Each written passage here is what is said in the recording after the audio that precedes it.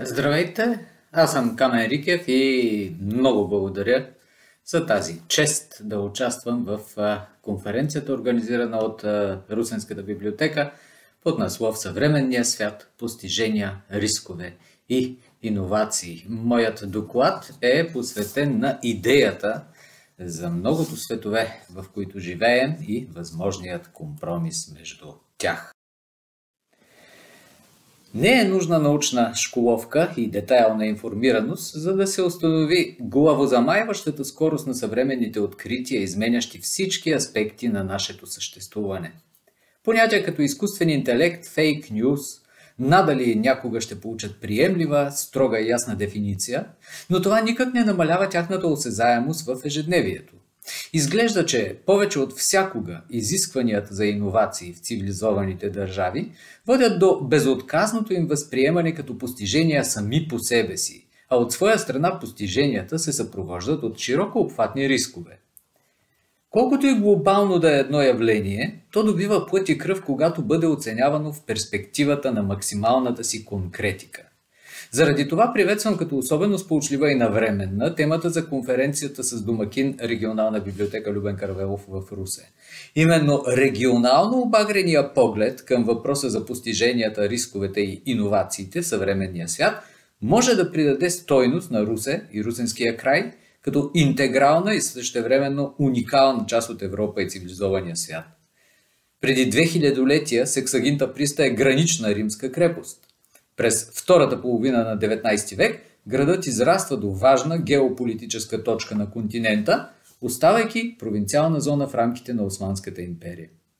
Век и половина по-късно той разполага с интелектуални центрове и икономически преимущества, но продължава да бъде мислен в категориите на граничността, периферността и транспортните коридори, било към Букурещ или морето, към Цариград или София. За какво свидетелства това, ако не за трайна идентичност на обвързаните с Русе общности, като представители на страничния поглед, на алтернативните перспективи? Изглежда, че е напълно обосновано именно в региони като Русенския да търсим скепсис спрямо всяка идея за централизирана и унифицирана действителност.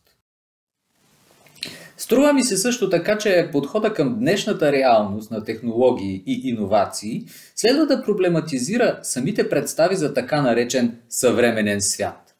Вярно е, че немислимото допреди 2 десетилетия вече е банален факт. Един клик по дигитално устройство осигурява информация и контакт с всяка точка на планетата. Същевременно представите за един свят, универсални ценности или глобален дом си остават все така плашещи със своята измамност.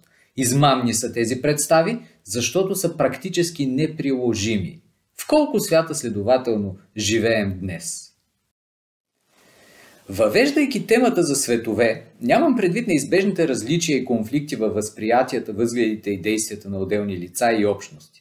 Тук желая да акцентирам върху фундаменталните разминавания на отделни лица, фундаменталните разминавания, които правят светогледните позиции непримирими, а конкретните авторитети и цели напълно неразпознаваеми или разпознаваеми с обратен знак. В такива случаи е възможно, макар чисто интелектуално, да изолираме и ясно разграничими общности и реалности, които ще съществуват до тогава, докато тяхната представа за Вселената рухне, заради рухването на поне един фундаментален конструкт на техния миропорядък. Подразбира се, че съществуващи при такива условия светове се намират в крайна враждебност спрямо конкурентните си версии. Конфликта може да бъде преодолян единствено чрез унищожение на паралелната Вселена. По думите на Христо Смирненски, 2 свята, единият е излишен. Така завършва импресията Босоновите деца.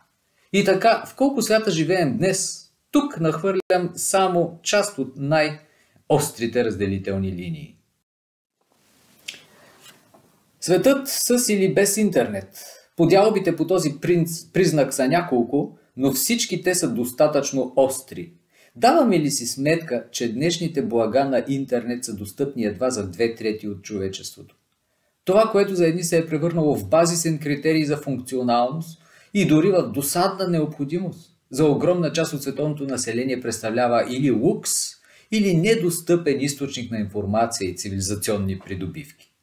Прибавяйки понятията за виртуална реалност, метавселена и влиянието на социалните мрежи, теоретическото схващане за глобален свят става още по-проблематично. Остроумните до неодавна питанки дали мишката ще изяде книжката или откъде баба и внуче черпят новини, вече отстъпват пред контраста между живеещия с дигиталните технологии и неговия, казано почти буквално, антипод.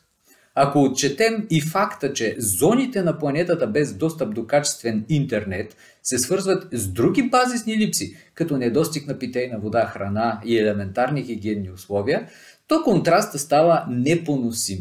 Дали можем да мислим тези две реалности като съществуващи съвместно, паралелно, безконфликтно?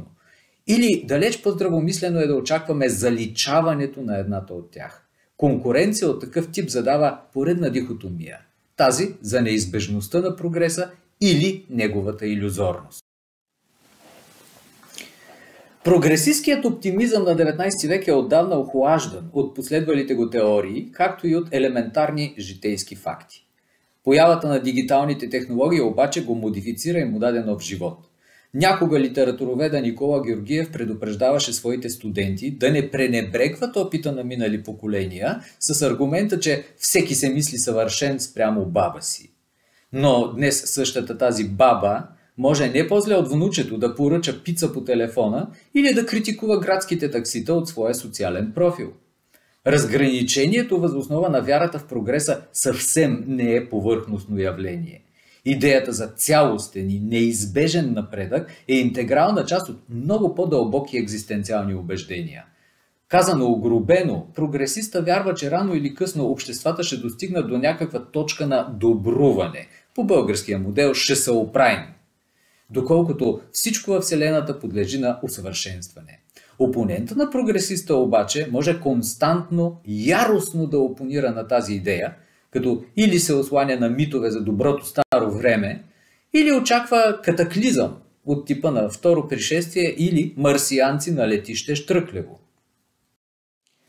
Смея да твърдя, че в тясна връзка с прогресистските идеи се намират и взаимно отхвърлящите се светогледни нагласи спрямо джендър идентичността, правото на аборт, евтаназията, овластяването на малцинствените групи. Днес остава открит въпросът, възможен ли е поне теоретически модел на компромиса между защитниците на такива поляризирани убеждения, или следва да се допусне бъдещото елиминиране на един от елементите на всяко конфликтно деление. Ако прогресът се схваща радикализирано, като непредотвратимо движение към някакъв напредък, тази динамика следва да се приеме като закономерност, изключваща всяка друга идея за константни авторитети. Независимо от обусловеността на времето и мястото, в основата на всяка екзистенциална позиция лежи убеждението за крайния авторитет. Струва ми се прибързано обаче проблема да бъде сведен до дебати от типа на има Бог, няма Бог, креационизъм или еволюционизъм, свръхестествен или естествен порядък. Моите притеснения извират от факта, че като производна на въпроса за фундаменталния авторитет е възможно да се изтъкне една актуална, казано на днешен език, ценност, която привидно обединява светогледните различия, но по същество подсилва невъзможността за тяхното примирение. Така, например, сме готови да търсим доброто, избягвайки злото, да декларираме своята воля за мир или за демокрация или за човешки права. Зад подобни понятия обаче лесно можем да открием както различен смисъл, влаган от съответните групи, така и разминаващи се цели. Следователно, не въпроса за съществуването на Бог, върховна правда или непоклатим авторитет подкопава възприятията за единен свят, а питанията какво очакваме от Бога, как си представяме непоклатимия авторитет, универсални ли са нашите представи за върховна правда или за универсални ценности? Уви, докато разсъждаваме над такива теми, борци за мир и справедливост се унищожават взаимно пред очите ни. И ето банален риторичен въпрос. Допринесли ли са постиженията и иновациите през 21 век за придвижване на човечеството към повече мир, справедливост и хуманност? Законът или водачът, както и да бъде интерпретиран въпроса за пределния авторитет, притежанието на знание, технологии и природни ресурси, като че ли остава безсилно да заглади конфликта за първенствуващия земен авторитет. Търсенето на общ знаменател за съвременните обществени кризи, по личното ми мнение, позволява да очертаем универсален бинарен модел. Единият му полюс представлява върховенството на закона, а другия – недосегаемостта на лидера. Под закон тук разбирам авторитета на писани или неписани, повече или по-малко справедливи, но правила, които обаче притежават тази особеност, че веднъж установени, обхващат без изключение всички членове на общността, която ги поддържа. Под фигурата на лидера пък разбирам харизматичния водач, формален или не, чиято лична воля играе ролята на краен авторитет, способен да изменя законите, порядъка, целите на колектива. Такова разграничение в никакъв случай не се припокрива с официално декларираното републиканско или монархическо, демократическо или авторитарно устройство. В основата на делението стои убеждението, че в единия случай дори най-могъщата личност подлежи под контрола на закона, а в другия случай, че дори вековни правила и традиции, включително критериите за свещено и възвишено, са във волята на водача. Възможно ли е следователно съвместното съществуване на двата модела, докато едни търсят надличностната законност, а други личностното въплъщение на легитимността като гаранция за обществена стабилност? Ето това е фундаментален въпрос на съвремието. Как тогава да удържим представата за един свят? Убеден съм, че предложените тук деления на светове не бива да обезкуражават. Ако чувстваме нужда да отстояваме разбирането си за обединяване на човечеството, пък било то и неосъществим морален императив, следва срещу радикалните различия да противопоставим конкретни действия. Тук, убеден съм, ключова роля трябва да играят хуманитарните науки. В последните години особено популярна в българското медийно пространство стана темата за борбата срещу дезинформацията. Струва ми се обаче, че основен недостатък във всички усилия срещу така наречените фалшиви новини, цензурата, социалното разединение или пък езика на омразата е риска от моментално окачествяване на антидезинформационните действия с пореден дезинформационен продукт. Схемата "всичко е лъжа", следователно и вашата информация е лъжовна, изисква интелигентно противодействие. Как може да изглежда то? Едно от ефектните средства за борба срещу дезинформацията и манипулацията, убеден съм, днес трябва да бъде упорството срещу инструментализацията на светогледните разделения. Имам предвид бдителността срещу извеждането на дихотимии от типа на война и мир, справедливост и беззаконие, Бог и безбожие, демократизъм и авторитаризъм, патриот и предател, като идеологическа фасада на корисни цели. Имам предвид подтика за разкриване на интересите, задвижващи оперирането с груби бинарни схеми. Когато, например, предизборно изтъквам, че в наше село всички етноси живеят в мир и разбирателство помежду си, без регистрирани конфликтни събития в миналото, не се ли възползвам от етнокултурните различия с едничка цел да бъда избран за кмет? Ако посоча, че и екоактивисти и техните яростни противници ядат вафлите производство на моята фирма, не гоня ли с това икономическа изгода на гърба на фундаментално, но несъществено в конкретната ситуация разграничение? И когато настоявам, че, видите ли, първия славянски писмен език, възникнал въз основа на Кирило-Методиевите преводи, е старобългарски, не използвам ли колективни, впрочем съвсем спорни, убеждения за историческа и научна правда, за извличане на, нека си го признаем, националистически и политически дивиденти? В настоящия момент сме свидетели на неимоверно интензивна употреба на понятия като свещена война, език на омразата, дискриминация, ценности. Самото въвеждане на такива термини в публичния дискурс изисква от нас да активираме бързи и безкомпромисни предпазни механизми. За демаскиране на манипулацията следва не просто да се опровергае една лъжа, но да се посочат схемите на нейното прокарване, заедно с бенефициентите от манипулацията, изместващи вниманието от други, действително съществени контексти. Тук инструментите на философията, лингвистиката, историята, литературознанието, културологията могат бързо да помогнат. Валидна остава тезата, че осмисленето на собственото място в Вселената не е задача на напредъка. То е прерогатив на хуманитаристиката. Усилията срещу дезинформацията и изкуствените разделения притежават две страни – морална и интелектуална. Моралната се изразява в готовността да признаем, че нашите виждания и разбирания за универсални блага могат да не съвпадат с оценките на други индивиди или социални групи. В такъв случай обединяващото звено следва да търсим в фактите и тяхната разумна обосновка. Интелектуалната страна обхваща подготовката и поддържането на актуални компетенции на съвременните граждани. Готови ли сме, например, да признаем, че първенствуваща функция на средното образование в страната трябва да бъде култивирането на критично мислене, а не на първостепенно патриотични, възпитателни или други идеи? За да се чувстваме уютно в съвременния свят или в множеството виртуални и материални светове, всеки трябва да съзнава своето място в тях. Какво намирам за жизнено необходимо за добруването на русенския регион днес? Безспорно това е дигитализацията на всеобхватното наследство на русенския край.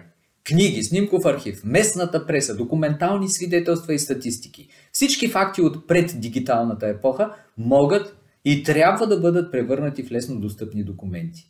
Такова постижение изобщо не отнасям до клишираните възприятия за цивилизационни удобства и световна интеграция. Приемам го като необходимост, облагодетелстваща региона в конкуренцията с други региони в страната и Европа. Имам предвид при това свободен, безплатен, бърз достъп до онлайн архивите. На второ място, обслужващите платформи следва да съдържат богата индексация и инструменти за търсене в архивните единици. Не е достатъчно да речем да публикувам едно сканирано писмо на Михаил Арнаудов. Идеалният вариант би бил текста да е дигитализиран и снабден с прецизни ключови думи. Практическите ползи от такова явление трудно могат да бъдат преувеличени. Именно в активното, максимално ефективно, пълно дигитализиране на регионалното наследство виждам особената роля на библиотеките, музеите, архивите, училищата, включително на Русенска библиотека Любен Каравелов. Днес индивидуалният избор позволява да живеем в материалния или във виртуалния свят, в света на литературата или шоу-бизнеса, сред древни артефакти или на най-удалечените точки на планетата. В крайна сметка, в противоположни политически и светогледни лагери. Съзирам обаче неизмеримо повече преимущества, ако русенския свят бъде видим и достъпен онлайн, а с това и все по-атрактивен за външни погледи. Много сърдечно благодаря за вашето внимание. Много ще бъда щастлив, ако дискусиите върху глобални проблеми, научни, обществени, продължават и занапред с акцент върху Русе и неговия регион. Всичко добро!